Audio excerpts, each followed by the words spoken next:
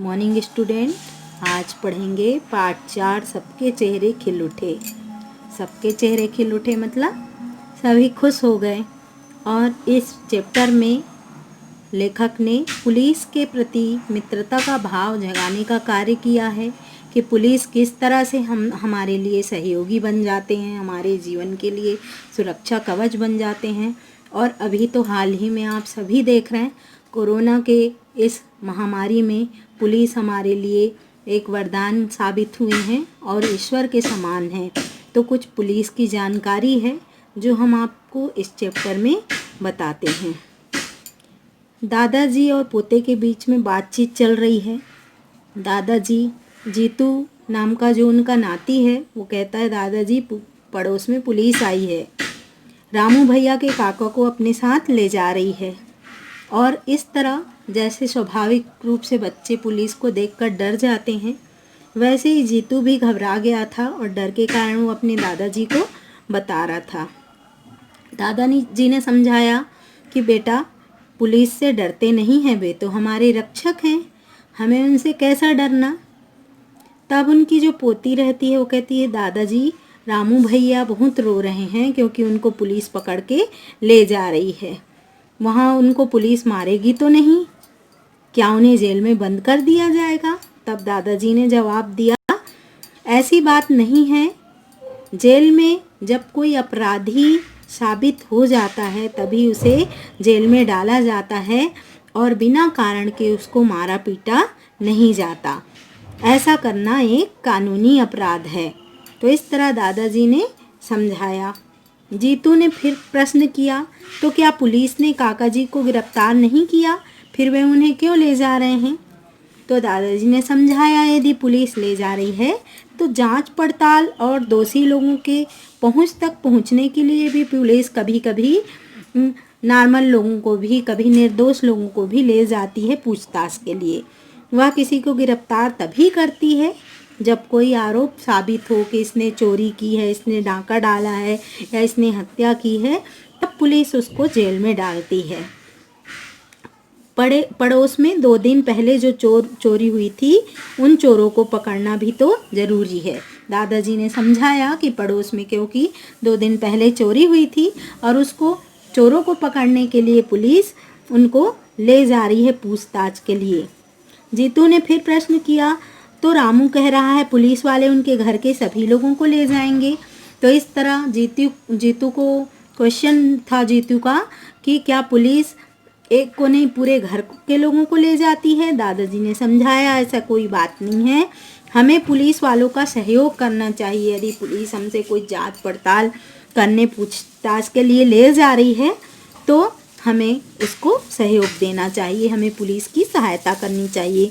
अगर पुलिस वाले जाति करें, निर्दोष व्यक्ति को सताएं और तो हम उनकी शिकायत उनके उच्च अधिकारियों से कर सकते हैं। जैसे उनके पुलिस में उच्च जो अधिकारी होते हैं वो कौन कौन होते हैं? जिला पुलिस अधीक्षक, डीआईजी, रेंज एवं राज्य के पुलिस महानिदेशक, मानव अधिकार आयोग को भी इसकी शिकायत की जा सकती है यदि कोई पुलिस वाला आपसे जाति करता है। तो इस तरह से दादाजी ने समझाया। तब उनकी पोती ने प्रश्न किया, यदि सचमुच काका जी ने ही गलती की हो तो दादाजी ने कहा, तो पुलिस उन्हें अवश्य गिरफ्तार करेगी। तो ये गिरफ्तारी क्या होती है? गिरफ्तारी का मतलब है पुलिस वाले अपने रिकॉर्ड में लिखते हुए इसे अपनी हिरासत में ले लेते हैं, उसे बंदी बना लेते हैं, उसे जेल में डाल देते हैं और 24 घंटे के भीतर ही उन्हें न्यायालय में प्रस्तुत किया जाता है। पूछताछ करने और ज़रूरत होने पर न्यायाधीश उन्हें पुलिस को अपने पास रखने की अनुमति देते हैं या फिर जेल भेजते हैं। ये न्यायाधीश का काम होता है। हो सकता है किसी की जमानत पर उन्हें छोड़ दिया जाए। काका के विरुद्ध जब कोई आरोप सिद्ध नहीं होगा तो उनको निर्दोष कहलाकर उनको भी छोड़ दिया जाएगा। मानवी ने फिर पूछा, काका जी तो बहुत परेशान होंगे, ना जाने पुलिस वाले उनके साथ कैसा व्यवहार करें, बचाव के लिए कुछ समझ में ही नहीं आता होगा।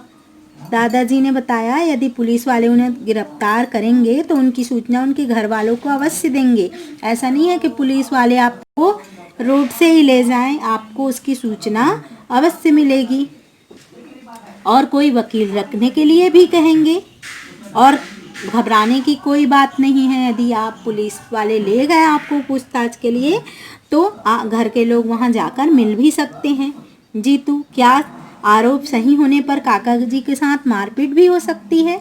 हाँ, ऐसा नहीं है कि आरोप सिद्ध हो गया तो पुलिस वाले बिना कारण ही उसको मारने लगे। ऐसा नहीं कर सकते। हमारे देश में हर इंसान को कुछ मानवाधिकार प्राप्त है। किसी भी हालत में किसी के साथ मारपीट, जुल्म, यातना, अपमानजनक व्यवहार करना गैरकानूनी है। हम बिना कारण के ही किसी को मारपीट नहीं कर सकते, किसी के साथ गलत कार्य नहीं कर सकते। मानवी ने फिर पूछा, काका जी को हथकड़ी भी लगाएंगे क्या?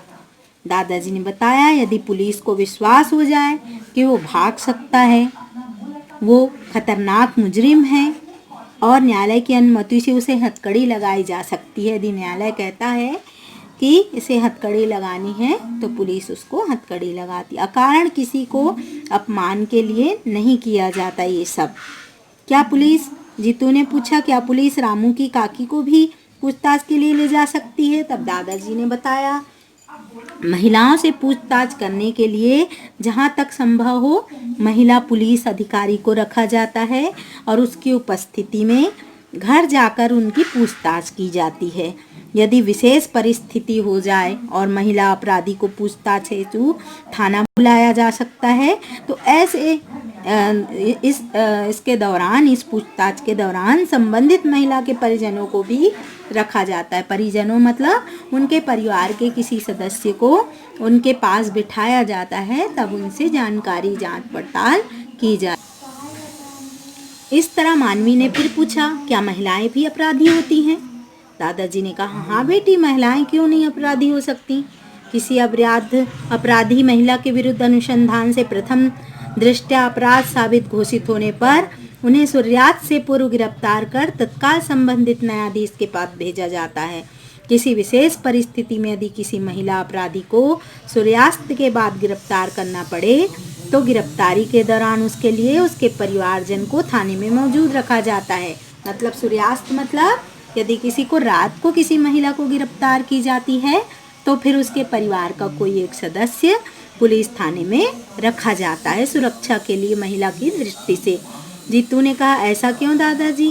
दादाजी ने बताया कि पुलिस हिरासत में महिला सुरक्षित रहे, महिला के साथ कोई दुर्व्यवहार ना हो, कोई अपमान ना हो, कोई अपराध ना घटित हो, इसलिए उन्हें उनके साथ एक परिवार के सदस्य को वहाँ रखा जाता है। रामू ने कहा, दादाजी हमें बचाइए, पुलिस वाले हम सबको मार डालेंगे। रामू का प्रवेश होता है। रामू दादाजी से अपने आप को बचाने के लिए रिक्वेस्ट करता है, निवेदन करता है। दादाजी कहते, नहीं बेटा, पुलिस वालों का काम अपराधी को सजा दिलवाकर हमारी सुरक्षा और सहायता करना है, हमें सताना नहीं है, हमें डराना नहीं है।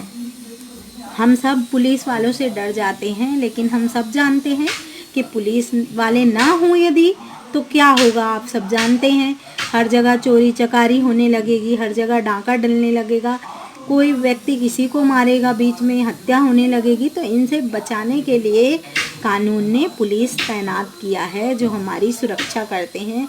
और आज आप देख रहे हैं, अब पुलिस वालों के बारे में ज़्यादा बताने की आवश्यकता नहीं है कि पुलिस वाले हमारे लिए एक रक्षा कवच की तरह हमें हर तरीके से बचा रहे हैं। काका जी, दादाजी सत्य कहते हैं, पुलिस वाले मुझे केवल पूछताछ के लिए ले गए थे। काका जी वापस आ जाते हैं और बताते हैं कि दादाजी आप सही कह रहे हैं, पुलिस वालों ने मेरे से केवल पूछताछ की, वे मुझे फिर बुला लेंगे। ऐसा कहकर उन्होंने छोड़ दिया और मैं अब उनकी सहायता करूँगा और चोर को दंड दिलाने में उनकी मदद करूँगा, यह मेरा कर्तव्य भी बनता है। दादाजी ने कहा, सही है, प्रत्येक नागरिक का कर्तव्य है कि सामाजिक शांति, सांप्रदायिकता, सद्भावना एवं राष्ट्रीय हित को प्रभावित करने वाली कोई भी महत्वपूर्ण सूचना पुलिस को दें। मतलब यदि हमारे देश में किसी कारणवश अशांति फैल रही, किसी व्यक्ति के कारण फैल रही या किसी अन्य इसके द्वारा फैल रही, तो इसकी सूचना हमें पुलिस को देनी चाहिए। इसके अलावा सड़क दुर्घटनाओं में दुर्घटनाग्रस्त होने पर घायलों को निकट के चिकित्सालय में पहुंचाना और पुलिस को सूचना देना हमारा दायित्व बनता है। हम क्या करते हैं कि यदि कोई घायल है, कोई चोट लगी है, तो हम और वहाँ से निकल जाते हैं। अधिकतर व्यक्ति ये सोचते हैं कौन पुलिस के लफड़े में पड़े और कौन पुलिस के पास जाए, और व्यक्ति क्या करता है, वहाँ से निकल जाता है।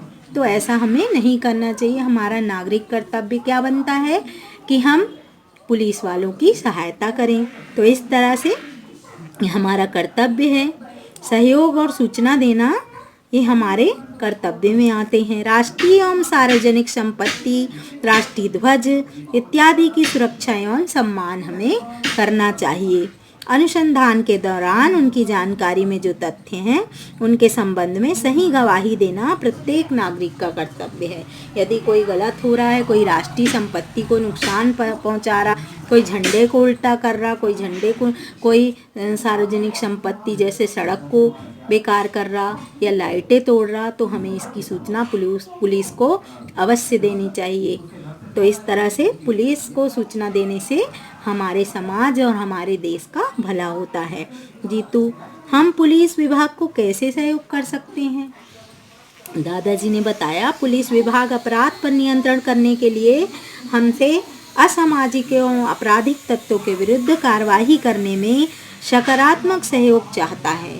मतलब यदि पुलिस ये चाहते हैं कि वो अपराधी को पकड़ें, तो यदि उसके लिए जानकारी चाहिए तो जनता हमें ये सारी जानकारी दे। कानून व्यवस्था बनाए रखना, सूचना का आदान प्रदान करना, कानून नियमों का स्वेच्छा से पालन करना, कानून संविधान में आस्था बनाए रखना भी पुलिस विभाग को सहयोग देने के बराबर है। कि जैसे आज कोरोना महामारी में लोग उसका पालन नहीं कर रहे हैं, लेकिन आप सब जानते हैं कि ये किसके फायदे के लिए है? हम सब के लिए, हम सब लोगों के लिए।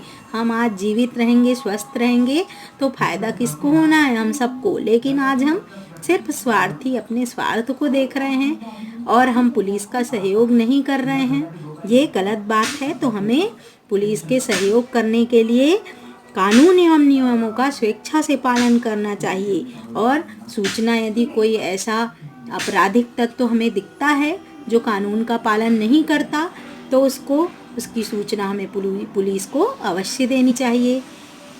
जीतू, आज पुलिस के बारे में हमें आपने जो बताया उससे पुलिस के प्रति हमारे मन में जो डर था वह समाप्त हो गया। तो बच्चों, वहाँ सभी बच्चे के चेहरे खिल उठे, सब बच्चे खुश हो गए। और आप सबको भी पुलिस का सहयोग देना है, अभी तो खास कर देना है। आप सहयोग देने के लिए क्या कर सकते हैं? आप सहयोग देने के लिए घर पर ही रहें, इधर उधर ना घूमें, घर से बाहर जाएं तो मास्क लगा कर रहें, है ना, हाथों को बार बार धोएं। ये करके भी आप पुलिस का सहयोग कर सकते हैं और अपनी राष्ट्रीय संपत्ति का भी मान करें, उसका ख्याल रखें, उसकी सुरक्षा करें। धन्यवाद बच्चों। पाठ आपको अच्छा लगा, समझ में आया?